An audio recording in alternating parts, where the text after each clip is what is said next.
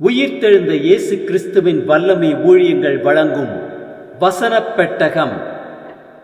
இயேசுவே கர்த்தர். இயேசுவையே தேவன் ஆண்டவரும் கிறிஸ்துவுமாக்கினார். இயேசுவே ராஜாதி ராஜா, கர்த்தாதி கர்த்தா. கிறிஸ்துவே மரித்தோர் மேலும் ஜீவனுள்ளோர் மேலும் ஆண்டவர். கிறிஸ்துவே போதகரும் ஆண்டவருமாயிருக்கிறார். வசனப் பெட்டகத்தின் இன்றைய தின கருப்பொருள் கிருபை. நம்முடைய பிதாவாகிய தேவனாலும் கர்த்தராகிய இயேசு கிறிஸ்துவினாலும் உங்களுக்கு கிருபையும் சமாதானமும் உண்டாவதாக. கிருபையை குறித்ததான வேத வசனங்களை பார்க்கலாம். 2 தீமோத்தேயு 1:9 வாசிக்கிறோம், அவர் நம்முடைய கிரியைகளின்படி நம்மை ரட்சியாமல் தம்முடைய தீர்மானத்தின்படியும் ஆதி காலம் முதல் கிறிஸ்து இயேசுக்குள் நமக்கு அருளப்பட்ட கிருபையின்படியும் நம்மை ரட்சித்து பரிசுத்த அழைப்பினாலே அழைத்தார். யோவான் 1:14 வாசிக்கிறோம், அந்த வார்த்தை மாம்சமாகி கிருபையினாலும் சத்தியத்தினாலும் நிறைந்தவராய் நமக்குள்ளே வாசம் பண்ணினார். அவருடைய மகிமையை கண்டோம். அது பிதாவுக்கு ஒரே பேரானோருடைய மகிமைக்கு ஏற்ற மகிமையாகவே இருந்தது. எபேசியர் 1:7 வாசிக்கிறோம், அவருடைய கிருபையின் ஐஸ்வர்யத்தின்படியே இவருடைய இரத்தத்தினாலே பாவ மன்னிப்பாகிய மீட்பு இவருக்குள் நமக்கு உண்டாயிருக்கிறது. எபேசியர் 4:7 வாசிக்கிறோம், கிறிஸ்துவனுடைய ஈவின் அளவுக்கு தக்கதாக நம்மில் அவனவனுக்கு கிருபை அளிக்கப்பட்டு இருக்கிறது. 2 கொரிந்தியர் 12:9 வாசிக்கிறோம், அதற்கு அவர் என் கிருபை உனக்கு போதும், பலவீனத்திலே என் பலன் பூர்ணமாய் விளங்கும் என்றார். ஆகையால் கிறிஸ்துவின் வல்லமை என் மேல் தங்கும்படி என் பலவீனங்களை குறித்து நான் மிகவும் சந்தோஷமாய் மேன்மை பாராட்டுவேன்.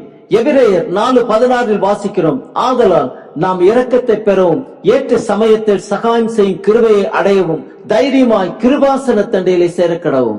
யாக்கோபு 4:6 வாசிக்கிறோம், அவர் அதிகமான கிருபையை அளிக்கிறாரே, ஆதலால் தேவன் பெருமை உள்ளவர்களுக்கு எதிர்த்து நிற்கிறார், தாழ்மை உள்ளவர்களுக்கு கிருபை அளிக்கிறார் என்று சொல்லி இருக்கிறது. யோவான் 1:16 வாசிக்கிறோம், அவருடைய பரிபூரணத்தினால் நாம் எல்லாரும் கிருபையின் மேல் கிருபை பெற்றோம். தீத்து 2:11-12 வாசிக்கிறோம், ஏனெனில் எல்லா மனுஷருக்கும் ரட்சிப்பு அளிக்கத்தக்க தெய்வ கிருபையானது பிரசன்னமாகி நாம் அவபக்தியையும் லௌகிக இச்சைகளையும் வெறுத்து தெளிந்த புத்தியும் நீதியும் தெய்வ பக்தியும் உள்ளவர்களாய் ஜீவனம் பண்ண நமக்கு போதிக்கிறது. ரோமர் 3:26 வாசிக்கிறோம், கிறிஸ்து இயேசுவினுடைய இரத்தத்தை பற்றும் விசுவாசத்தினாலே பலிக்கும் கிருபாதார பலியாக அவரையே ஏற்படுத்தினார். அப்போஸ்தலர் 15:11 வாசிக்கிறோம், கர்த்தராகிய இயேசு கிறிஸ்துவின் கிருபையினாலே அவர்கள் ரட்சிக்கப்படுகிறது எப்படியோ அப்படியே நாமும் ரட்சிக்கப்படுவோம் என்று நம்பி இருக்கிறோமே என்றான்.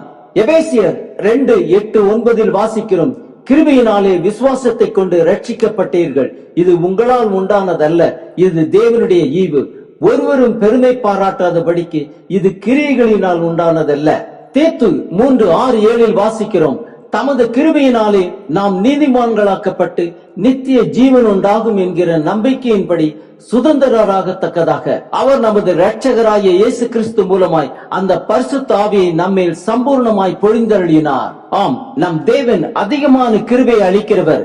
இரக்கத்தை பெறவும் ஏற்ற சமயத்தில் சகாயம் செய்யும் கிருபையை அடையவும் தைரியமாய் கிருபாசன தண்டையிலே சேரக்கடவும்.